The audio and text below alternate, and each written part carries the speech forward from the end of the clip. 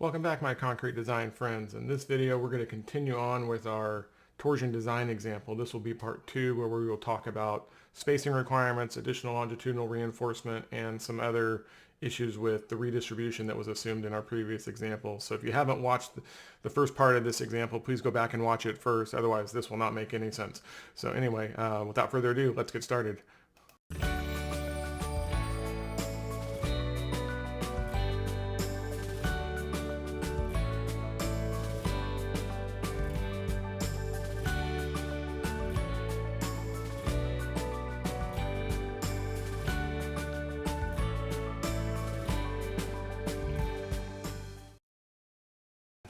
Somewhere.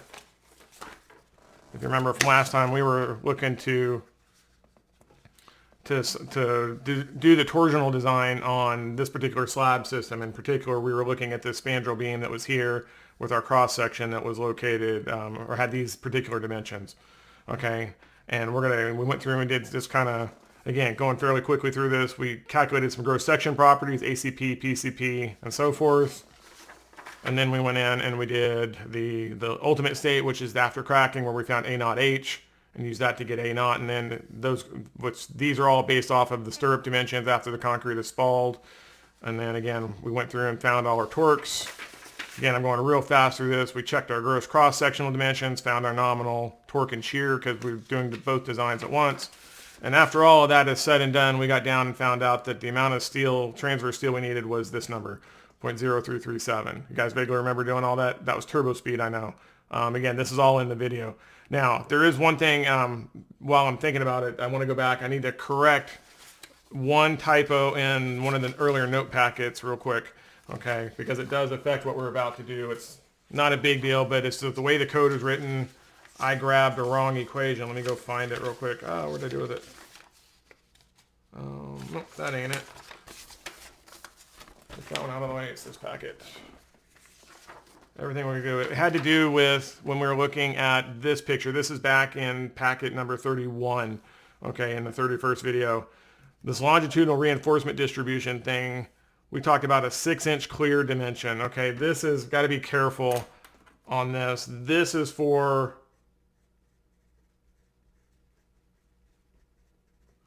bars that are in compression. It's a 6-inch requirement. Okay, so if it's a flexural problem, most of the time the steel is in tension, but if you're doing a doubly reinforced, a DRR section, you know, if the bars are in compression at any point, then you have a 6-inch boundary requirement, and this is to keep the bars from buckling. Otherwise, you use 12 inches here, okay, and you use 12 inches here for tension. Okay, so the compression requirement is 6.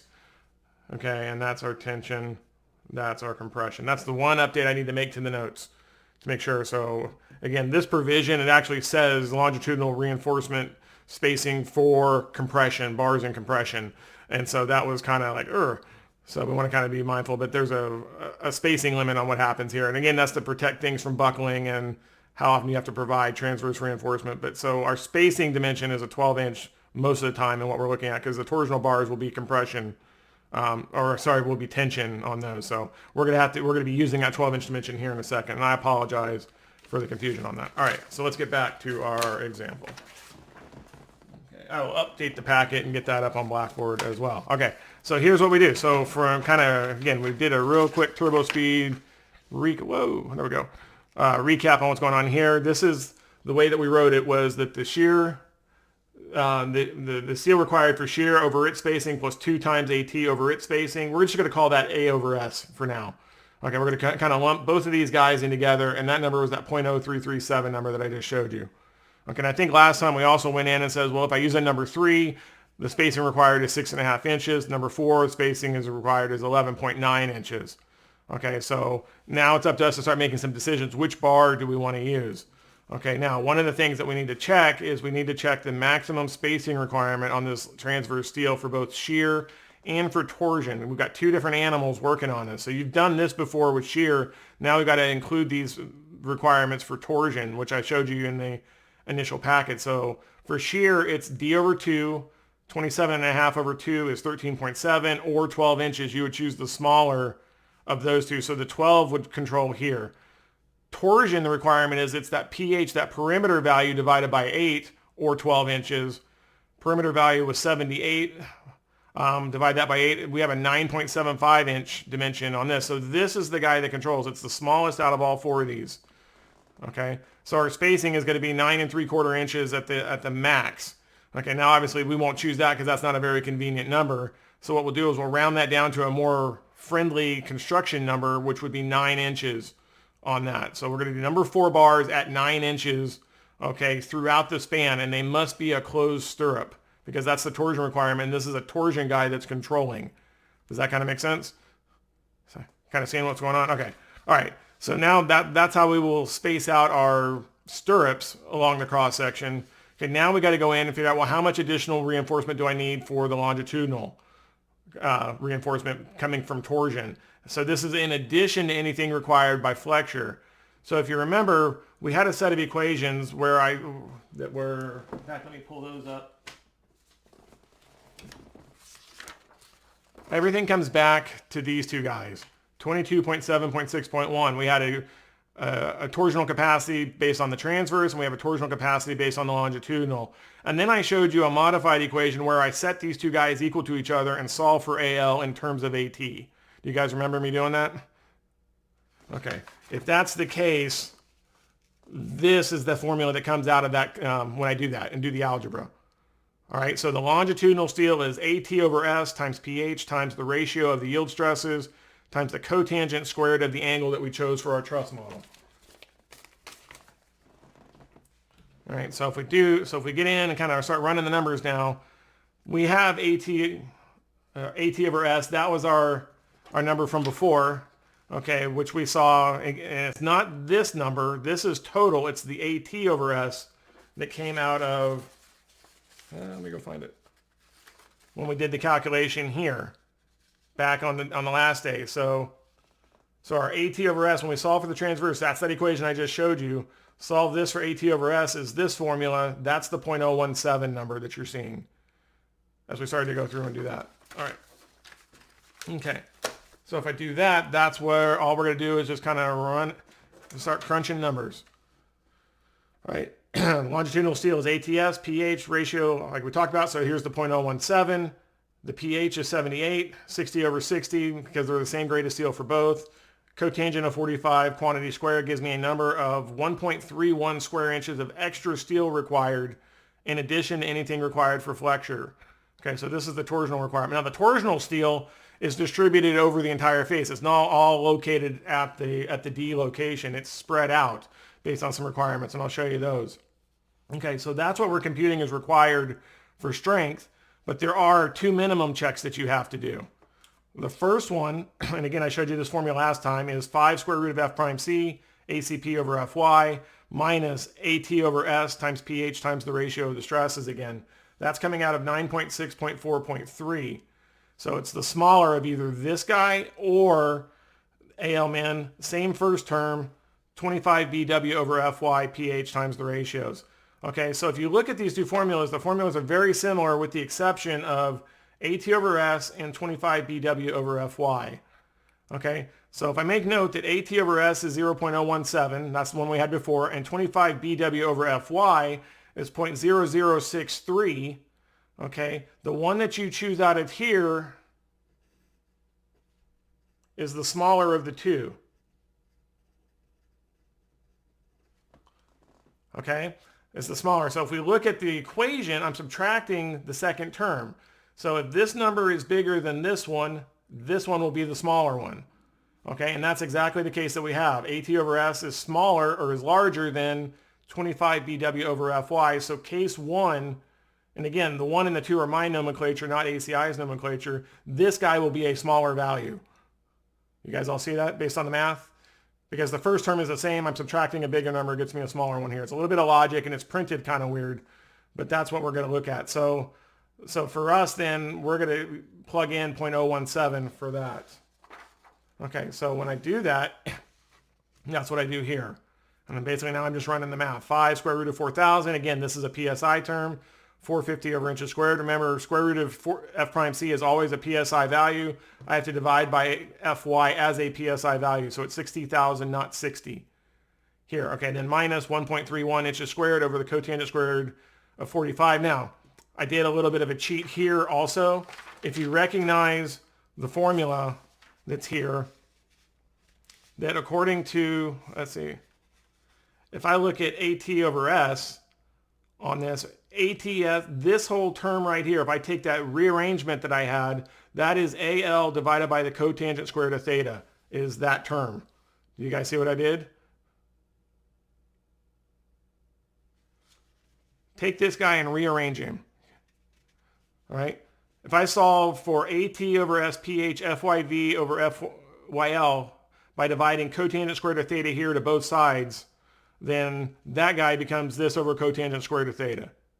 And this term right here is exactly that second term in the minimum equation. So all I did is I did a substitution on that. Okay, all right. Okay, and so that's the, again, doing a little bit of algebra trickery so I don't have to deal with a lot of terms.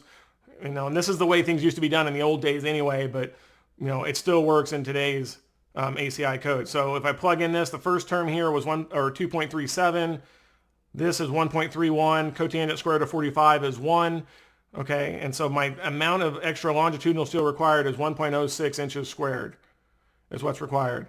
Now, if we look, my AL minimum, 1.06, is less than 1.31, what I was needing for strength. We're okay. We're going to use the AL of 1.31 inches squared because we're more than the minimum on there. All right, so now all we're left with is coming up and doing some detailing. That's coming, and this is where things get a little strange, and we have to kind of, a couple of facts that we have to look at. So what we do is typically in a cross section, either the bottommost or the topmost bars are typically your longitudinal for flexure, right? The longitudinal steel required for flexure. What we have to do then is we have to provide additional steel in addition to the 1.31, okay? We're worried about kind of this spacing requirement. Due to a spacing limit of 12 inches, this is the 12 inches I was just talking about, okay? That I can't be more than 12 inches on these guys. So if the whole height is 26.5, I need at least 3 spaces to pass that requirement. All right, we're going to be at like 8 and something. So what we normally do is just distribute those equally around the face of the cross section, which means I need 2 bars here in this face. And if I do that on the other side, I need 2 bars here. So that gives me 4 total bars that have to share in the AL value. Okay, so I'm going to take AL divided by 4. 1.31 divided by 4 gets me 0.32 inches squared per layer. So each one of these. And so this is 2 number 4s per layer. Okay, at 0.4 inches, 2 times 0.2 is 0.4. That's greater than this. So these are 2 number 4s and these are 2 number 4s. They go in as the intermediates. Do you see what we did?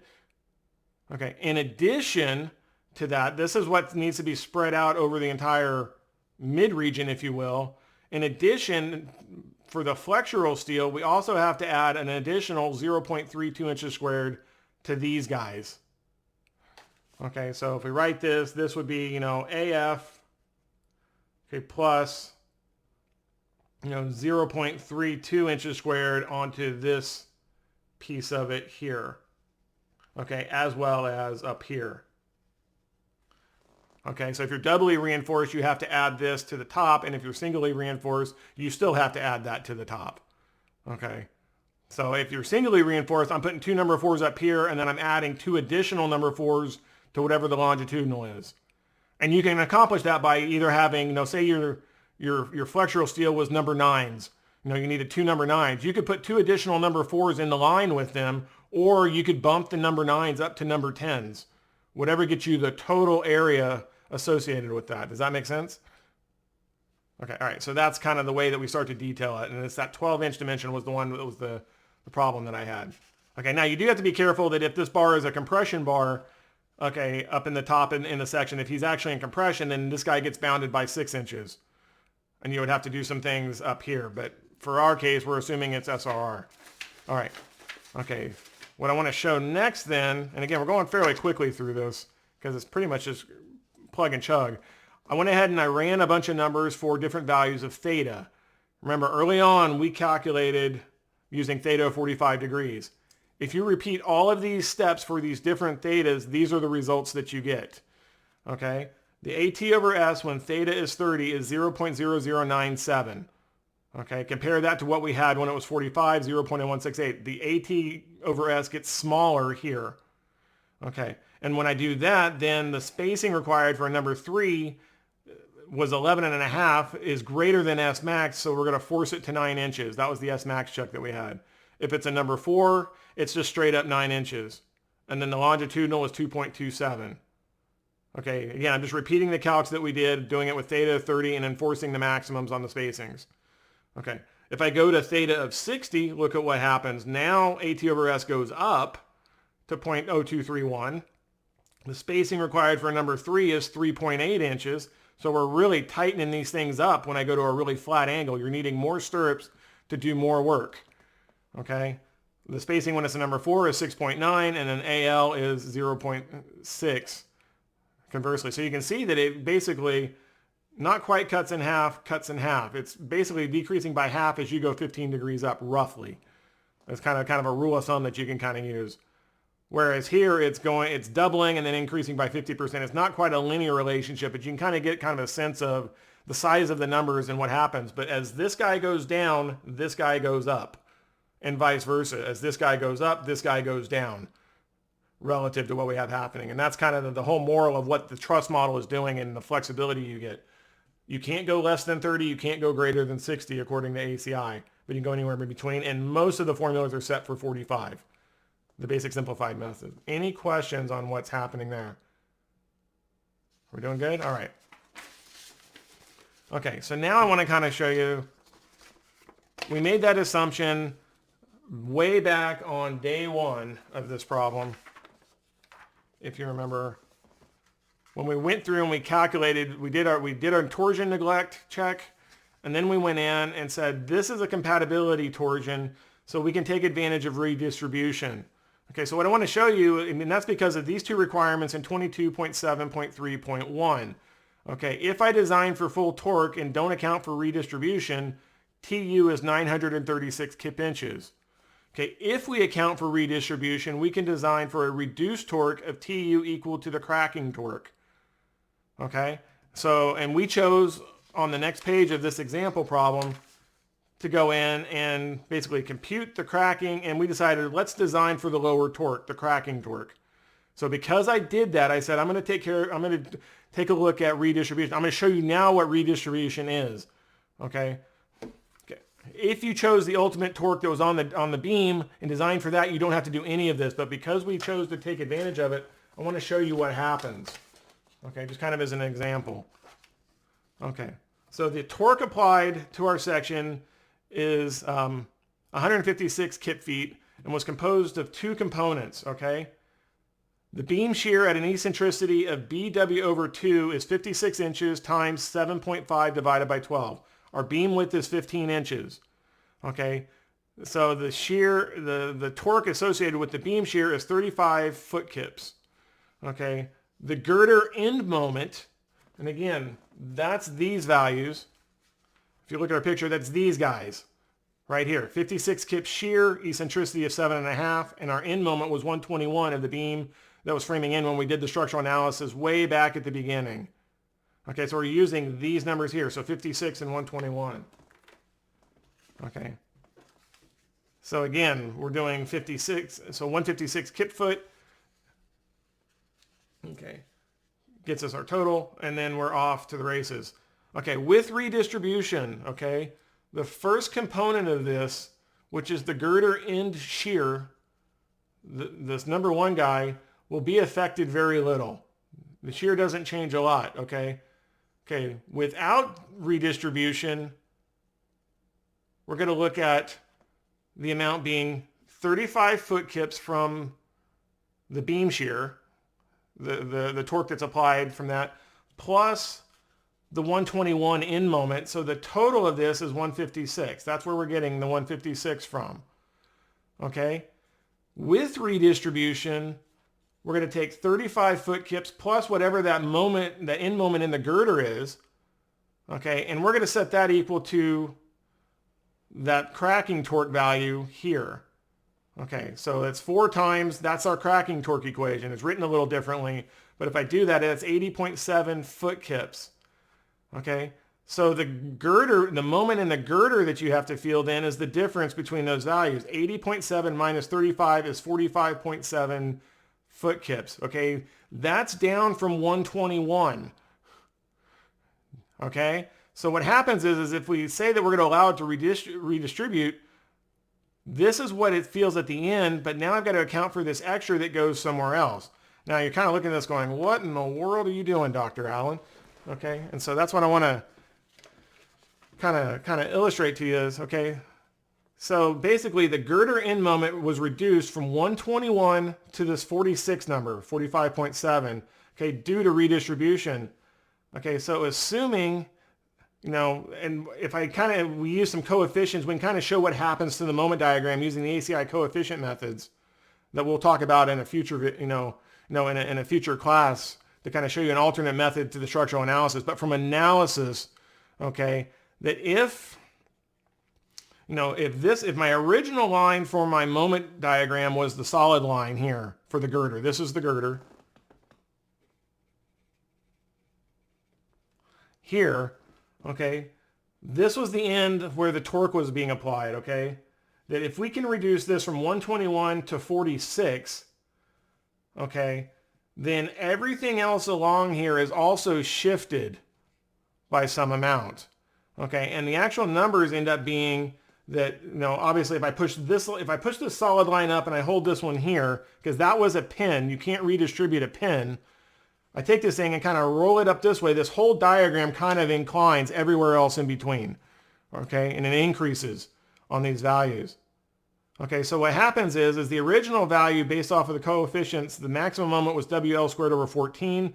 We're now taking, and we're basically saying, here I had 0 increase, here I had 121 minus 46 or 75 was this one. We're saying that at the midspan, half of that approximately is 38 foot kips. So this guy goes up by 50%. Do you see what we did? Okay, if I change the numbers here by 75, at the middle point changes by half of that value because it doesn't change here because of the support conditions. Like I say, redistribution is kind of a weird animal, but that's how we're kind of coming up with these values. Okay, so what we would have to do then is in the flexure of the girder on there, and this is why we didn't compute this quantity. If we use redistribution, even though we were allowed to use this original girder value, and again, I'm using coefficients to estimate that value, if I redistribute this guy, I have to go back and use the same value I had before plus its prorated portion of the load that we changed here. Do you see that? So we have to increase it by 38 foot kips. Now, is that a lot? Well, it depends on this value. We don't know. But there's a higher moment that you have to go back and redesign for in the flexural requirements. Does that make sense? It's kind of a cool issue. Okay. Another way of looking at this, if I look at this diagram, and again, we had a roller here, and then we have some support condition here that if originally I needed, if I just do kind of a straight line interpolation, and that's all we're doing with the redistribution of this thing, that this was 121. If I push this up to 46, okay, if we go out to about the center line approximately on this value, it would have been 0 here. This value would have been, what, 61? For this guy. Now we're looking at the redistributed line.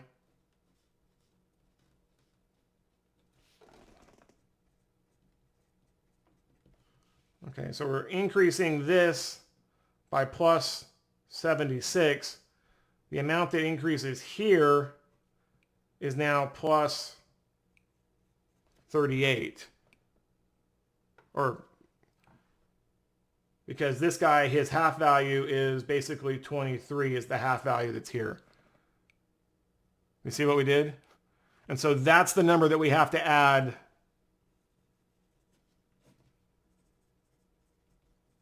Must add to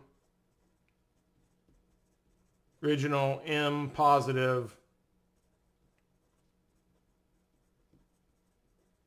for flexure. That's what we have to add. That's where the number is coming from. See how we kind of did that interpolation to get it? Okay, so this guy is, okay, the original torque in our beam equals the moment in the end of the redistributed beam. All right. Again, this picture. The torque is the guy that's in the beam that we're designing. The moment in the end is this guy. Okay, and that's the one that we're changing from 121 to 46. Okay, and so you see the difference? A torque in this axis is the same as an end moment on the member that's coming in perpendicular to it. Does that work? Questions, thoughts on that? All right. So that's kind of what we're looking at doing. And it's a little confusing. And again, you've got to be kind of careful that, you know, if your geometry is such that this isn't near the middle and say your maximum because of the end conditions where it's off to one side, you'd have to find the relative value of whatever is being redistributed at that point.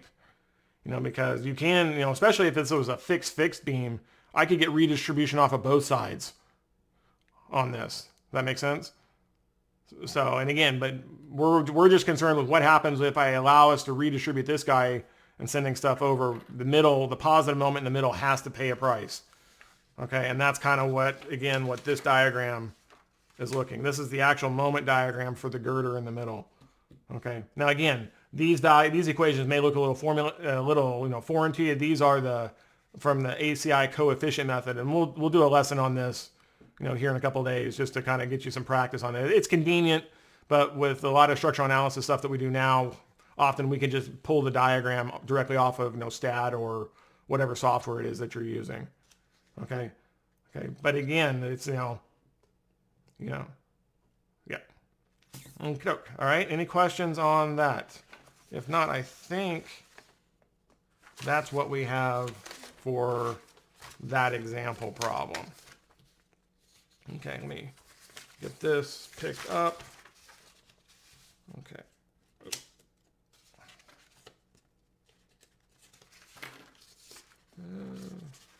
Get that. All right, get my pages sorted. There we go. All right, that's this one. That one goes there. All right, so.